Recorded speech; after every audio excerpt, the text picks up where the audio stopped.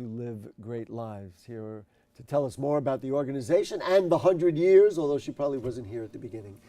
Please welcome RiverSpring Health Registered Nurse Manuela Martinez. Nice to have you with us. Thank you, Gary, for And inviting me. before we even start, thank you for being a nurse in the borough of the Bronx. It's so important, and you know, I would say, as for me and for anybody who's been ill or is elderly, we take our nurses for granted, and it's a shame because you do just incredibly great work. Well, thank you for that. Talk to me about RiverSpring Health. 100 years. Why has RiverSpring Health been able to survive for 100 years? Well, we're under the umbrella of Hebrew Home, which is the nursing home located in Riverdale.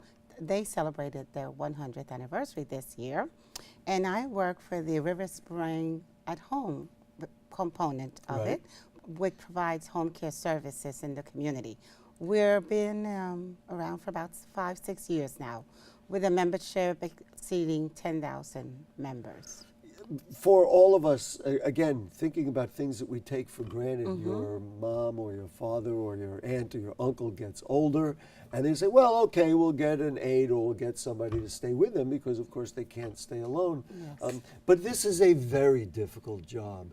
Are we able to have enough qualified people to do that job so that we can serve the people who really need it?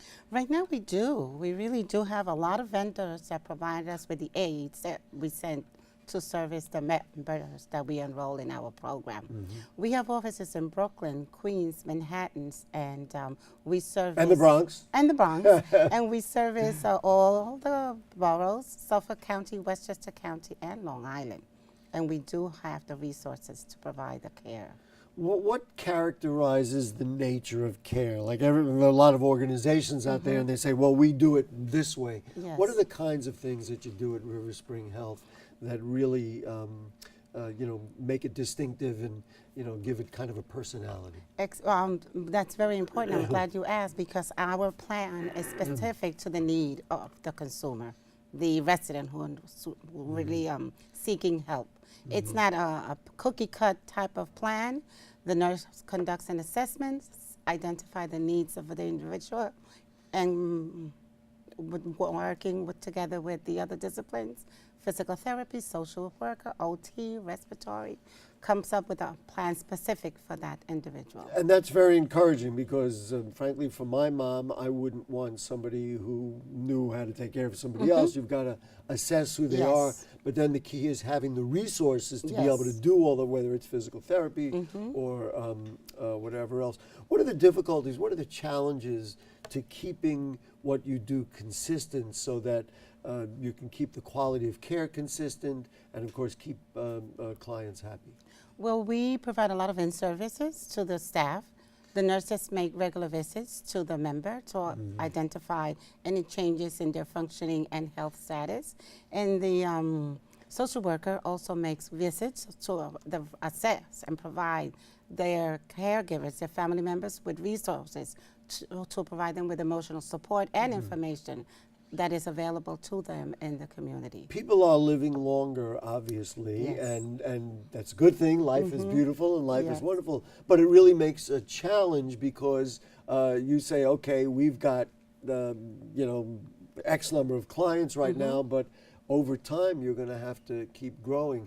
Are you able to grow, or are there things like funding or other things that are going to be needed to help the structure of the organization grow and do better? Well, all our members need to have Medicaid. It's billed to Medicaid strictly. So we're lobbying and looking closely at the changes that may affect the Medicaid insurance that's presently being negotiated. Yes, right. Because that will affect the delivery of the care. And also, we like to empower the population out there and make them aware that these services are available. And the stigma that comes with asking for Medicaid and asking for help is something that is a challenge. So we work in the community, we empower the family members with information, and we do a lot of outreach also to help get the information out there. You know, I want to talk about that for a moment. Let's talk about the idea that somebody may be living alone or a caregiver says, you know what, I got to go to work every day, and now my mom or my father is no longer able to care for themselves. Yes. What should they know about, what should they do that can help them get care? Because they're going to say, I can't afford it, I'm not enrolled in this, I'm not enrolled in that. Yes. There's a lot of wonder out there. How do we close that gap? Like I said, the outreach is very important, and we need to reach these people through programs like this one and let them know that the resources are there, that they're available.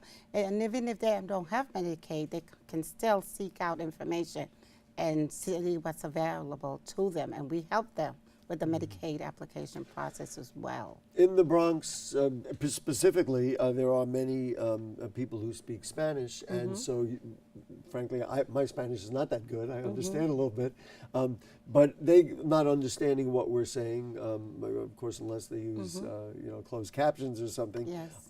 What do you do, or what can you do to reach out to people who don't speak English? And of course I said Spanish, but we are multilingual in the Bronx. How do we reach those people who need and deserve the same care as everybody else? Well, we have a large staff of Spanish-speaking nurses, social worker, and management, as well as a language bank that we use telephone for interpretation. Not only Spanish, all languages. That's there. great. And with the CD Pass program, which is the consumer-directed personal assistant program, the family members that have a challenge with the language of English can prick the person that they want to provide the services. It can be a family member or a neighbor or a friend who will work in the capacity of the aide, because that way the culture and the sensitivity that the client needs is provided by a loved one. It's very important that somebody who cares for somebody else be compatible with that person.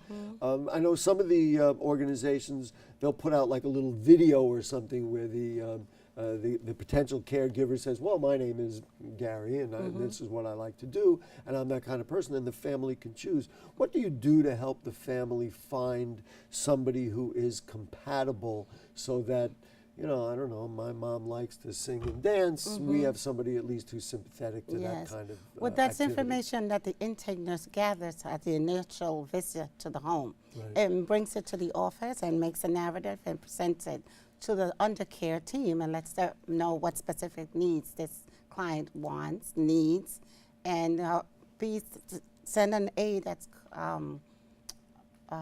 sensitive to that culture. Right. Because we do service Chinese and Indian and Russian and Listen, the biggest problem with doing that in the Bronx is you're going to leave somebody out, and Yes. we never want to leave anybody out in the all borough of the Bronx. nationalities. Yeah, we of course, serve. that's our home. That's who we are in the borough of the Bronx. You had talked about, and I had asked about the availability of the number of home care aides.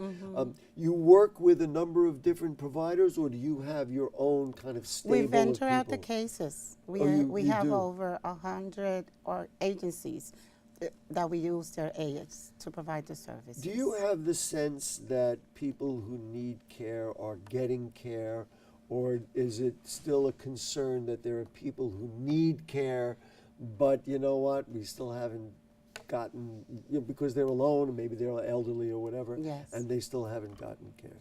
They exist. They're out is. there. Oh, yes, absolutely. I'd be lying if I said there is. We're maybe making assumptions that we shouldn't make in that you deal specifically with the elderly. Somebody who's younger who has a stroke can be in a very similar situation, needing Yes. physical therapy, needing home care, and all that kind of thing. Do you provide, or can you provide, home care for people who might not necessarily be 65 years and older? 21 and over. 21 and over. Yes. Wow. What about, again, navigating the systems? I mean, how difficult is it for, again, I always want to reach out to the TV and reach out to the people who are out there and let them understand this is available to you. How do you get out there and get We have to a these large people? outreach department in all the boroughs that use newspaper, television, radio, billboards, bus stops, flyers, and an outreach team that goes out to the streets. So I guess just to summarize, we certainly want Medicare to stay strong. Because Medicaid, excuse me. I don't want to make that mistake. Medicaid to stay strong so that people can access the service. And also, we want to just wish you good luck, another 100 years, so that you can be cared for when you're older, I can be cared for, Yes. and even right now, all the people that we know and love who are getting old. We're getting older, that's a good thing, but we need to have care. We need it, yes. Thank you so much, and thanks to all my friends at RiverSpring Health, I because certainly will. they're providing services that we often overlook, but we desperately need. Yes. Thank you very Manuela much. Martinez, thank you for your time. Thank you this very much morning for on having Open. us. Okay, you ought to stay tuned because we'll be right back.